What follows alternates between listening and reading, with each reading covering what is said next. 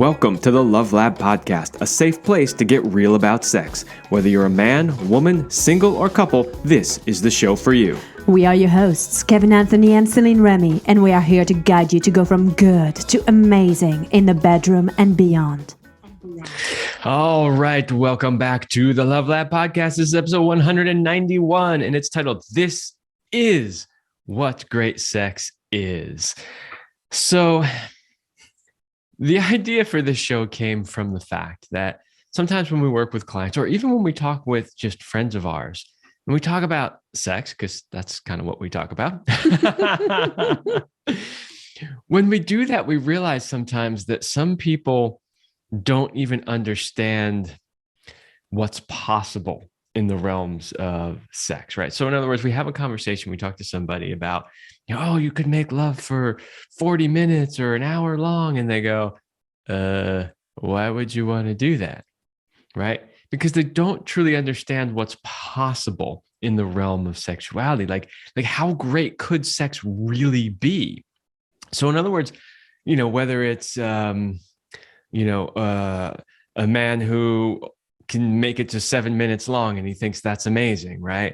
And he doesn't realize how much better it could be if he was able to last longer. Or say a woman who chases that first clit orgasm and thinks that's the greatest thing ever, not realizing how much more powerful those deeper levels of orgasm could be if she allowed herself to go there. And so what we wanted to do in this episode is we wanted to basically show you what's possible in the realm of great sex. So we're going to talk about, what do most people think is great sex? What do women specifically think is great sex? What do men think is great sex? And then we have a whole section on things that people, components of great sex that many people aren't aware of, like things they don't think of. And sometimes what happens with these things is they'll have great sex and they're like, whoa, that was amazing. But they don't realize what it really was that made it amazing. Like what made that particular session better than, say, others. And sometimes they're not even aware of it. So we have a whole segment on components of great sex that many people aren't aware of. And then we're going to give you some tips, some ways to help facilitate or create great sex. What's fascinating is I was looking at different studies, and in many studies, it seems that stamina doesn't make it really number one in terms of what does it mean for great sex for women. I'm specifically talking about what women think is great sex. And I was a bit surprised because ultimately, I know a lot of women are like, I don't want it to last too long. I've got other things to do. Or why would I spend so much time on it? It's good the way it is. But I think you don't know what you don't know. And that until you reach those places that hopefully will be able to tempt you and describe to you, you don't really understand it. And that's why stamina doesn't always make it as number one in terms of like what makes a difference in their ability to orgasm. But let's be real, a man who can only last minutes versus a man who can last, like a half hour or 45 minutes, you go to different places. A 3 minutes quickie is not the same as a 45 minutes to an hour long lovemaking session. It's just not comparable. Yeah, I think there's two reasons why it doesn't make it to the top of the list for women. Number one is that, 40 minutes of bad sex is still 40 minutes of bad sex, right? Like there's no other way to put it. In other words, women aren't getting the sex that they want, right? Mm-hmm. So I think that's kind of the primary reason that it doesn't make it to the top of the list for women. And the second is that length isn't really what's most important for women. And it's honestly, it's those things that are later on in the show, all those things about like you may not have thought of. Those are the things that really make sex great for women, but not just women. They make sex great for men too. But I think for women, some of those things are a little bit more important. Mm-hmm. And so they would rather have those, even if the sex is shorter, than to not have those and have long sex. So I think it's more of a matter of priority. That's my personal opinion. But when we get to what women want about sex, Céline, you will have an opportunity to tell us exactly what women want from your perspective as a woman. So we'll find out if I am correct on my assumptions or not. All right, before we continue diving in deep into the subject of great sex, let's give a big shout out to our sponsor of today's show, which is Power and Mastery. So if you want to join the secret club of men who are great in bed, then check out Power and Mastery at powerandmastery.com. It is the most complete sexual mastery training for men, whether you want to have harder erections, last longer, or increase your sexual skills, there is something for you at powerandmastery.com. I want to start by saying first that great sex is different for a lot of people. However, there are some important generalities. So I want you to keep that in mind as we are going through some of the lists and ideas that we have today, that it is an opinion and that it won't work for everyone. However, it's a great starting point. Yeah. So for everybody who's going to go, that's not great, or I don't like that, or I'd rather have something else, just calm down. We realize that it is a little different for everybody, but we're going to give you the general formula. You know, the good thing too about if you are like saying, hey, that's not great, I'd rather have this. Well, yeah, then this show was a success because we helped you have clarity around what you wanted by knowing what you don't want. Sometimes that's where you have to start. It's important to know what you don't want. I was just working with a client recently and he was great. He had his whole list of all the things he wanted in a woman. And I said, well, do you have your list of deal breakers? The things you don't want? And he was like, I didn't write that one down, right? It's important to know what you don't want.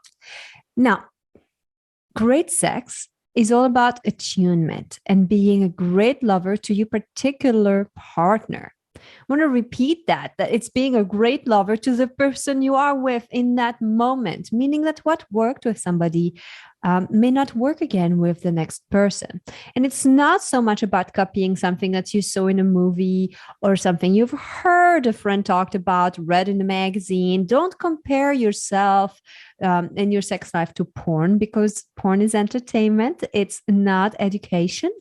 And don't believe the locker room's talk, especially guys. I'm sorry to have to say that, but I think a lot of men tend to not be absolutely honest when it comes to their success in the bedroom. How do you know what we are talking about in the locker room? I've heard this little fly. I'm just teasing. yeah. Men talk a lot of shit is what you're trying to say. And, sometimes, yes. And sorry. Not everything they say is truthful. Mm-hmm. Exaggerations, embellishments. Yes. Outright falsities. All right. So let's start with what most people think is great sex. So again, if you hear this and you're like, that sounds like terrible sex to me, great, then you're already advanced. But let me just tell you what we think most people think is great sex. All right. Number one, it lasts about 10 minutes-ish. Now, I'm telling you, we have heard this over and over and over again. People are like, oh my God, I had the greatest sex last night. Oh my God, it was so amazing. It was like 10 minutes long. And you're like, wait, 10 minutes? Like, not even warmed up at 10 minutes. I haven't even gotten lubrication to the joints yet. Like 10 minutes, really? However, as we have said so many times on this show before, we know from the average studies that men last on average from 3 to 5 minutes in one study, 5 to 7 minutes in another study. I heard somebody quote 10 recently, but I've never actually seen that in the actual literature. But anyway, I suppose if you're used to 5-minute sex and you get 10-minute sex, it's double the pleasure. Exactly. You were thinking this is great to say, oh my God, it was 10 minutes, right? Yeah, we'll talk more about that later.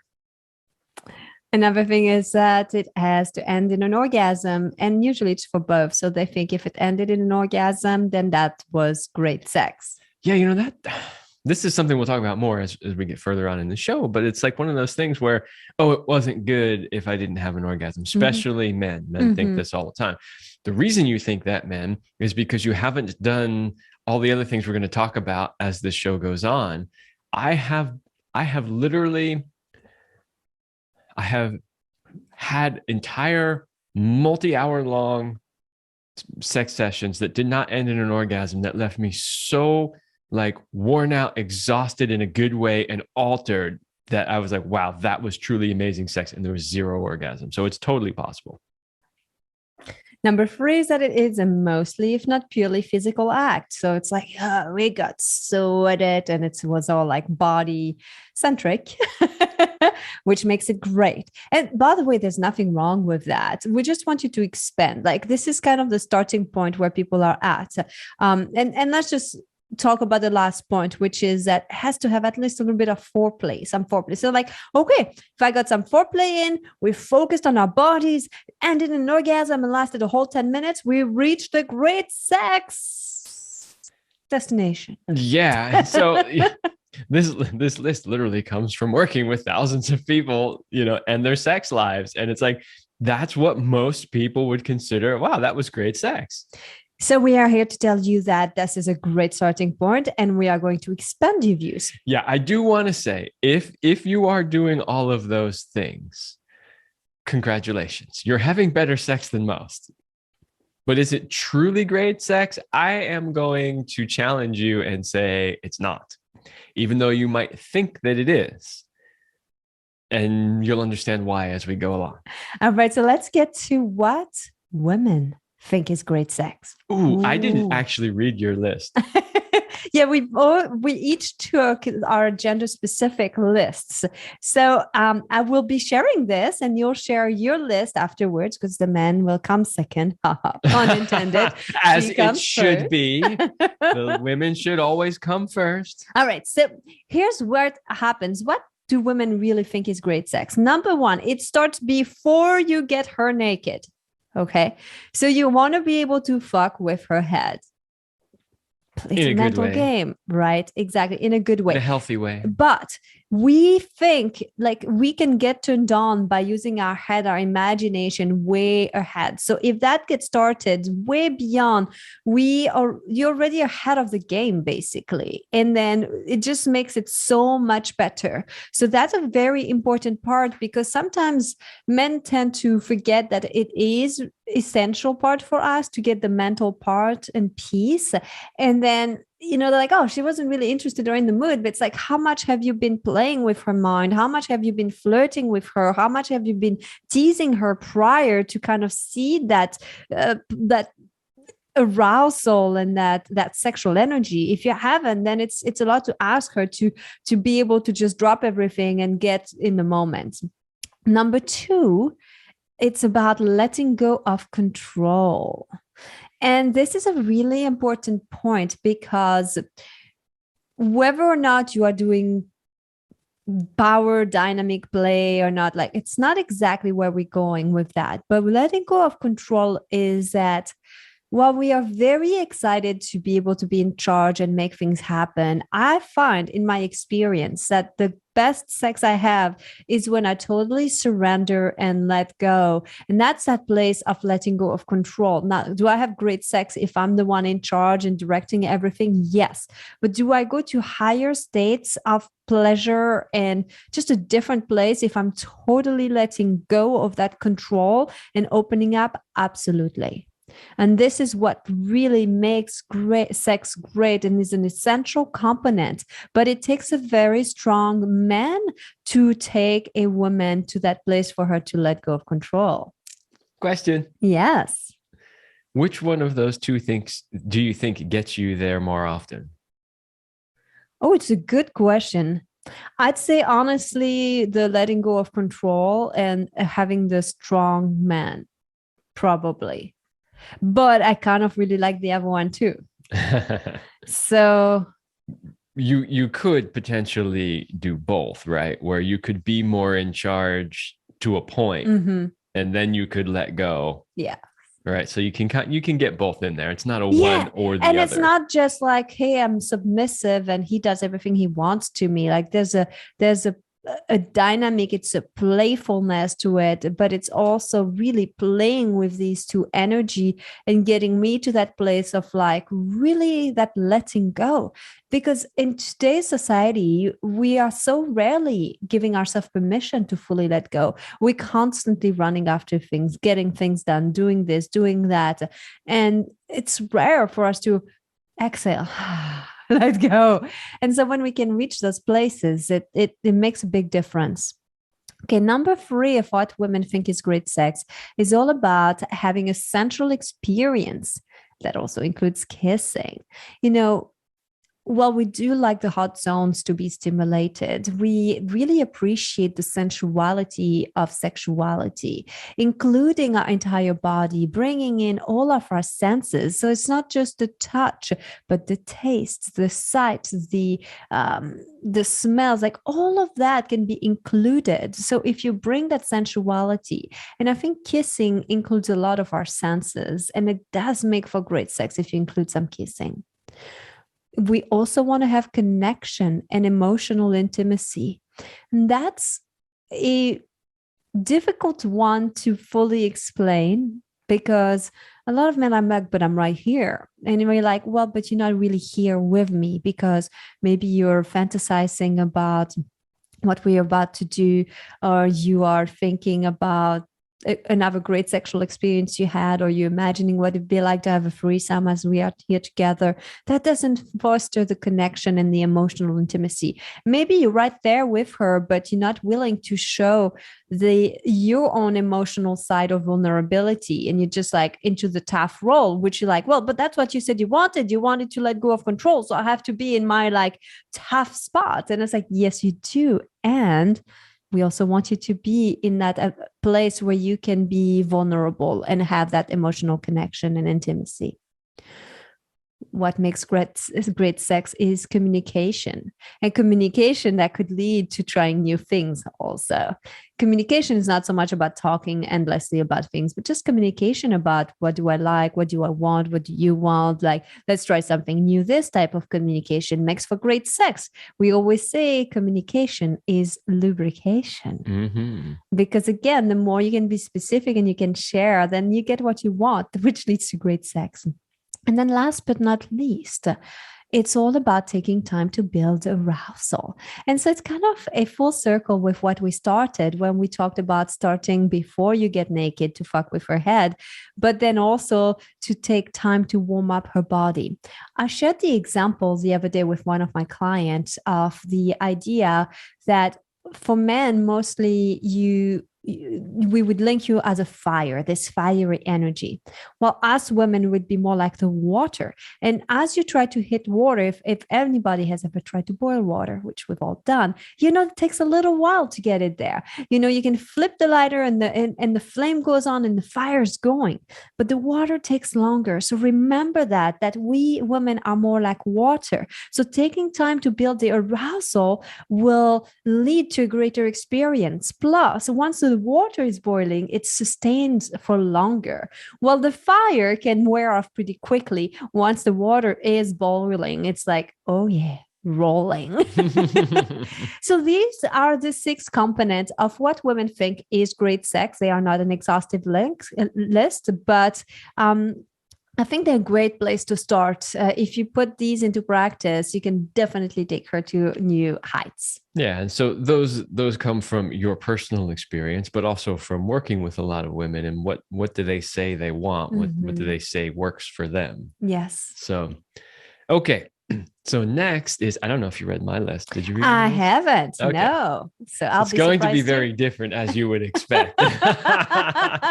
But that's okay. There's nothing wrong with that. You'll see that there's probably not that many things that are the same on the list, but that doesn't mean that, oh crap, like we're completely opposite. How are we ever going to have great sex? It doesn't mean that at all. It just means that you each put some energy and attention into adding in the things that the other one likes and wants. Okay, number 1, she really wants to make love with you, longs for you to penetrate her. For me as a man, there is literally nothing better than when a woman is like, I need you in me right now.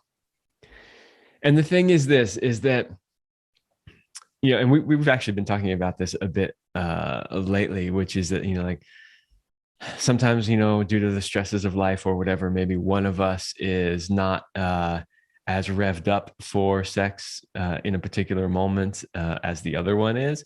And the other one, like, let's say just for the sake of it, maybe you had a really stressful day and you're really kind of tired and you got a lot going on in your mind and you're like, I want to have sex with you because I commit to that, but I'm not as into it as I normally am. I'll feel that, right? And I'll be like, okay, it's a little bit harder for me to get into it then. However, when any woman is like, I must have you, you need to just fuck me open, like that makes it almost doesn't matter what else happens during that session. It's going to be great. Okay, number 2, time disappears. This is a huge one for me. It's like when I'm making love, I don't want to think about the fact that there are other things even happening in the world other than just sex right now. Like, so, like I say this all the time. You're like, well, we don't have a lot of time. I'm like, fuck time. I don't care about time, like time does not exist to me when we're making love. It is however long it is. I never go, oh, it's been 40 minutes. We should probably wrap it up. Fuck that. I do. Full disclosure. So, yeah, and you're right. Sometimes you do because there's a lot of stuff going on in your head about what has to be done and this and that and blah, blah, blah. So for me, for it to be really great, we have to just not give a shit about time. All right, number 3, she has multiple waves of orgasmic energy. That is one of my favorite things when it comes to sex, is that I can help facilitate for you multiple waves of just your sexual energy peaking and then coming back down and then peaking again. And every time it goes a little bit higher, it's even more intense for me. And it's just like, I feel like, I say this all the time, like I stuck my penis in an electrical socket. Don't do that. Don't do that. Not a real electrical socket. But just, yeah, taking her through those multiple waves. Number 4, there's a deep feeling of love involved. And this, when you're younger as a man, you probably don't think about this at all. You're just like, oh, it's all about the physical. Oh, the sensations, the friction. Oh, the orgasm, right? Those are all the things you think about when you're young. As you get older, you want more than that. You're like, okay, that's great. That was awesome. And it is so much better when you have sex with somebody where you have that deep emotional connection with. Some people can go there with almost anybody. Most cannot.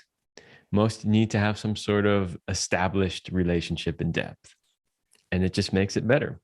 That's why people tend to report, and this is true in the studies, when they ask people that are, say, dating, who have a lot of sex, with multiple different people, like how they feel about the quality of their sex life, the satisfaction of their sex life, versus committed couples who maybe have significantly less sex.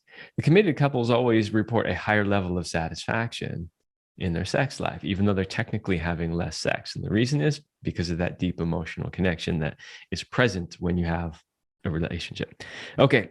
Number 5, she is open to trying new things. That is a big one for me, because sometimes I just want to do something different. Like even if it's not really even that great, it's just different, It's like, let's just do something different. Let's be spontaneous. Let's make love in a different room or on the floor spontaneously, or try a different position, or like, I don't know, whatever. Number 6. Oh yeah. She screams your name. Oh, come on, guys. Come on. You love it. If you can take her to the place where she is genuinely screaming your name, not doing it just because she knows you want to hear it, but because she literally cannot help it. Yeah, that's great sex. Well, what about maybe, oh God. Okay, that works too. It's even better when it's my name. I mean, yeah, anyway, we won't go. All right, number 7. She is so satisfied that she can't wait until the next time. So, for me, like when you're laying there in that sort of post-sex euphoria, and you're just like, man, that was amazing. And she's just already in her mind thinking like, wow, I can't wait till we can experience that again. Yeah, that was great sex. And number 8, the last one. She thinks you are the best lover that she's ever had. I don't think we need to add anything to that one. You can still have great sex and still think, well, I've had other lovers that were spectacular. However, like if we're really saying like the ultimate great sex, yeah. As a guy, I know we have egos, whatever, we're not perfect people. but if we really do a good job and really satisfy her and really make love to her like she's never been made love to before, and she's like, my God, that was the best sex I've ever had in my life. That is like, to me, that's the ultimate achievement. So while you may thought that the list was so different, I noticed that we had a couple of things that were similar. You talked about the deep feeling of love. I talked about the connection and emotional intimacy. It's also the love. So that's the same. You talked about trying new things. I had the communication and trying new things. What's interesting, though, is that you were talking about how she totally wants you to make love. She longs for you. And I was talking about letting go of control. And that's kind of like, basically we're talking about the same thing through different angle, because for her to be like longing for you and being in that place, she has to be able to let go of control. Well, yeah, and that's the ultimate receptivity, right? Like, yes, I need you to penetrate me is the ultimate receptivity. Yeah. So I see like some of the things are definitely similar. So this is good. You survived that, right? So before we go to our components of great sex that people aren't aware of, we're going to give you some new tips, we think, or we hope.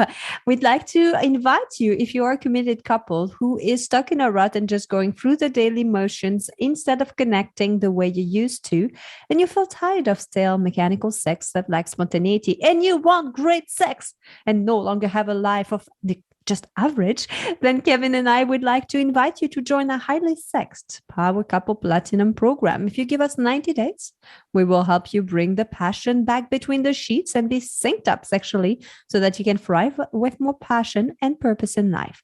Go to CelineRemy.com/passion to learn more about this life-changing program. That's right. So if at the beginning of this show, when we talked about what most people think is great sex, if you're not even there, or if that's as far as you've gone, you need to hire us because we will take you to that next level. So let's start talking about maybe new components that I think people like you, because you don't know what you don't know, right? So once you start to know that there's something else and something more, you can open up your mind, and then that's when you can start to feel new things. So number one, it can last, at least 40 minutes.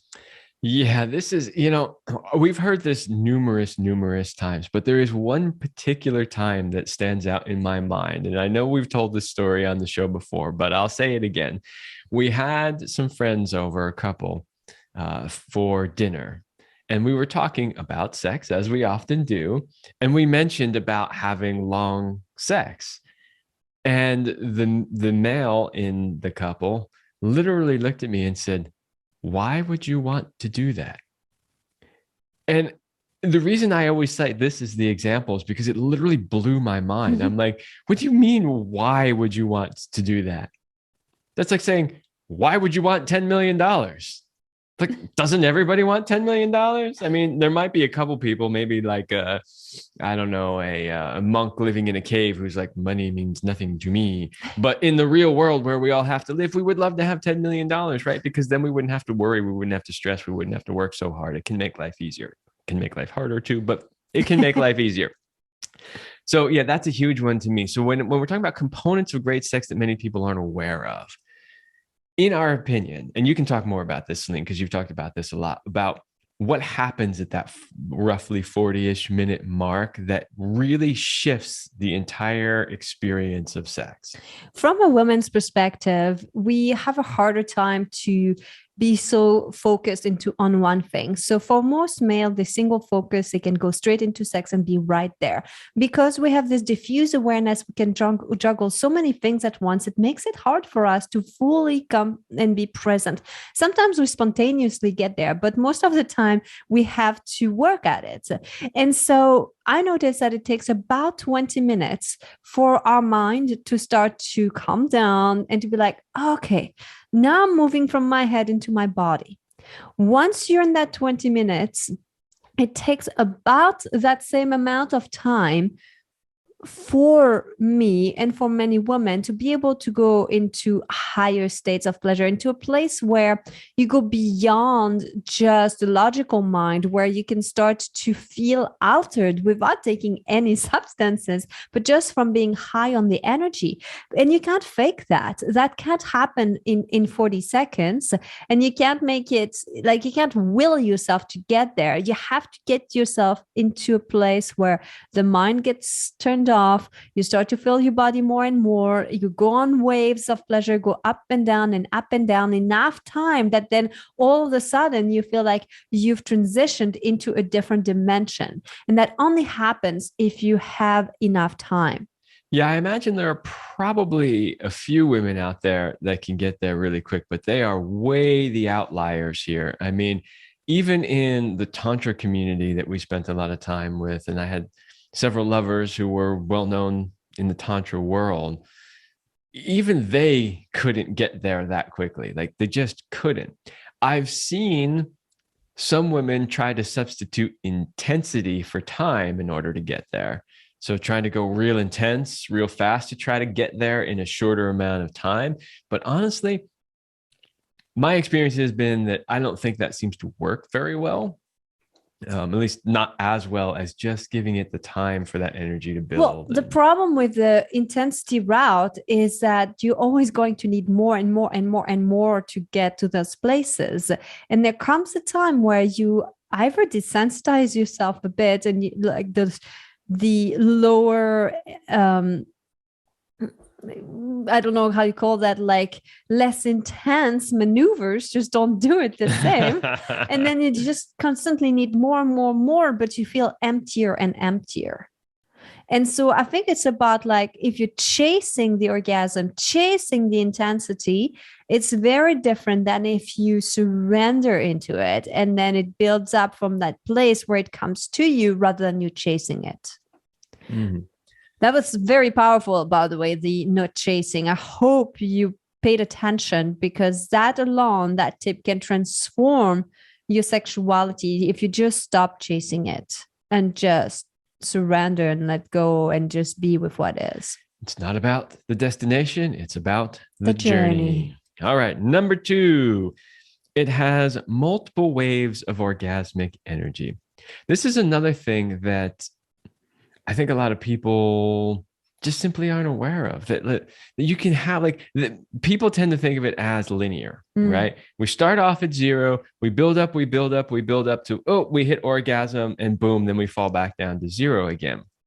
And so I think one of the biggest reframes for people when trying to say, okay, here's how to have great sex, is that it's not linear. Think of it like one of those old school wooden roller coasters, right? Where you go up, and then you come back down, then you go up again, and you can have these wave after wave after wave of amazing orgasmic bliss. Number 3 is that it is deeply connected between the two involved. Or 3 or more, actually. Yeah, it could be.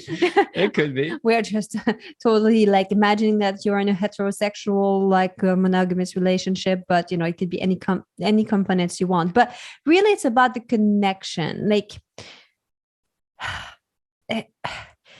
being alone on your fantasy island does not foster connection.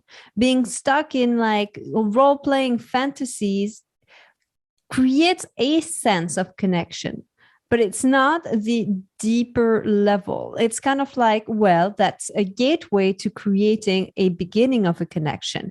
But there comes a time where you have to let go of the outside tools and toys that helps you get there to just really be there with each other's hearts. Yeah, and this is something I talked about a little bit earlier on in the show, which is that, men, as we get older, this is more and more important to us. There are stereotypes out there that, oh, men aren't really emotional, and all they care about is the physical. And, that's true of some men, but it's definitely not true of all men. And I can honestly say that the best sexual experiences I've ever had in my life had that component of deep, deep connection and shared love. Hmm. I love this. Let's talk about number 4 here, where it is about having a high degree of presence. And I think it's linked to the one we just talked about, but having to be present from both parties. And that means oftentimes keeping your eyes open, not just zoning out, checking out, and be lost in the pleasure. While there are times that you do let go and are lost in it, the presence is also so nice to have that eye connection, breathing together. It takes it to such a new level. Yeah, in regular sex that a lot of people have is because they are focusing on the destination and they're chasing the orgasm, they're doing whatever they need to do in order to get there, which is often going into their own fantasy, rolling their eyes back, not paying attention to their partner, and just saying, how can I get my energy moving enough until I get to that orgasm that I'm so desperately seeking, right?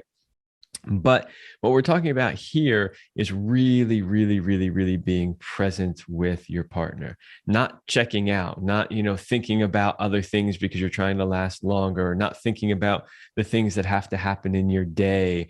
And even like you pointed out, Céline, just a moment ago, that there are times when it's okay to just do that. For instance, like, let's say I'm giving you oral sex. I don't need you focusing on me. And you can if you want, but I don't need you to. That is me purely giving to you for the sake of wanting to give you pleasure. And in that instance, in that moment, yeah, close your eyes, put your head back, do whatever you want to do, and just enjoy and receive. That's perfectly fine. But if you were in that same space when we're making love and I'm penetrating you, I'd be like, hello, Anyone hello, home? Bueller. Bueller, like, where are you? So yeah, that idea of really being present so that we're there and we're that connection is really solid the whole time, really, really takes sex to the next level. All right, number 5, there are multiple orgasms. It's interesting because we talked about earlier the multiple waves of orgasmic energy. And now we're talking about multiple orgasms. Yes. Okay. So the reason why I put this one on the list, multiple orgasms is not a requirement for great sex. It isn't. You can have like really great sex and not even have an orgasm. Like that's totally possible. But if I'm making a list of components that many people may not be aware of, the reason it's on the list is because a lot of people aren't aware of the fact that multiple orgasms are a thing. Right. So I mentioned earlier in the show that, sometimes women, they just go for that first clit orgasm, like, oh, such a relief. Oh, thank God. Okay, I'm done. Right. So if you really want to make sex great, be aware that you could potentially have multiple orgasms, and not just as a woman. Men can have multiple orgasms too. If you've learned to separate your orgasm from your ejaculation, you can indeed have multiple orgasms throughout the lovemaking session. And if you've ever experienced that, you know how you feel when it's all said and done. And it's way different than if you just built that linear line straight up from 0 to orgasm and then fell off again. It's totally different. And that was, by the way, another truth bomb. Ejaculation and orgasms are 2 different things. And I think that could have been a point of its own in the components of great sex, because once you understand that, you could really, really get to a higher level. Mm-hmm. All right. Number 6, it touches you on a deep emotional level. I love that you brought that point up, because I think that, yes, sex is physical, but there's a component called sexual energy. And when people understand that it's not just all physical, but there's this energy, there's something else that can get created, then when you allow your heart to open up, maybe you have tears that flow, maybe there's laughter, maybe there's like this bursting love, and you feel like your heart is ripping open, and there's such this emotional like wave that can take over. It's so beautiful. And that's not something you can fake. That's something that takes you by surprise. And it's not something that you can go to every single time.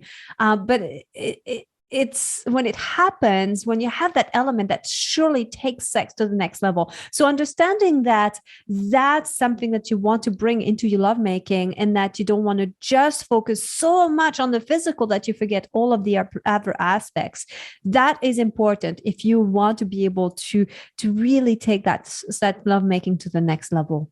Is there anything better than having both your heart and your pussy ripped wide open?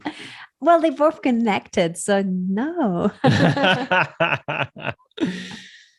All right, number 7. It leaves you altered for the rest of the day in a good way. And it rhymes. Yeah, I mean, if you're really doing all those things that we're talking about here, you should feel altered, almost like you've taken a substance. Mm-hmm. And it lasts for longer than just the orgasm. You might still feel even tingly. You might feel dizzy or lightheaded, or maybe you just like optimistic and light. It could be like lots of different things, but where you just feel altered in a happy way. And it's not just altered like I need to sleep. That's not what we're talking about. It's really a sense of elevation. Yeah. And then last but not least is about that deep feeling of love. And while you can have great casual sex, and I've had plenty of that, I do see. Really? Do tell. No, I'm just kidding. We are coming towards the end of this show. You're right. We don't have time. We don't have time. We might have to make another whole show on that. But no, great casual sex can happen. It's fantastic. But there is something unique about having a deep shared feeling of love. And when you bring in the love into the lovemaking, this is also what lovemaking is. It's making love, like creating that. And if you can cultivate that sense of love, then it makes sense that you want to keep doing it, especially if you've been together for more than like a few years. Well, it's beyond the physical, this felt good on the physical level. This is nurturing and nourishing for your mind, heart, and soul. Yeah. And, it's possible to have a deep feeling of love, even though you may not have been in a committed relationship for a long time. It's a lot less likely. That's all. But it's possible. So, if you can, great. And if you're having a lot of sex that lacks that component, we strongly suggest that you try to create a relationship that allows that to come into the mix, because if it does, it's going to take your lovemaking to a whole nother level. And I think as a kind of like little thing to leave you with for today's show really is, when you want to be good at something, you study it, you research it, you spend time at it. And just because we are sexual being doesn't mean we're good at it or we're born great at it. It's something that we cultivate. So don't be afraid to research, to look at books, to look at DVDs or courses, to work with coaches like us, to listen to the Love Lab podcast, to have conversation with your beloved. This is what brings lovemaking to the next level. So we hope that today's show helped you to open up your mind into what could be possible about, wow, there are other levels, there are things I don't know, and now I want to start to pursue that. Yes. If nothing else, we at least hope that this opens your minds to the possibility that there could be way, way more out there for you to experience than what you have currently experienced thus far. All right, everybody, that's all the time we have for this episode, and we will see you next week. We hope you liked this episode of the Love Lab podcast. If you enjoy this show, subscribe, leave us a review, and share it with your friends. And for more free, exclusive content, join us in the Passion Vault at CelineRemy.com/vault. That's CelineRemy.com/vault. Thanks for listening. And remember, you're amazing.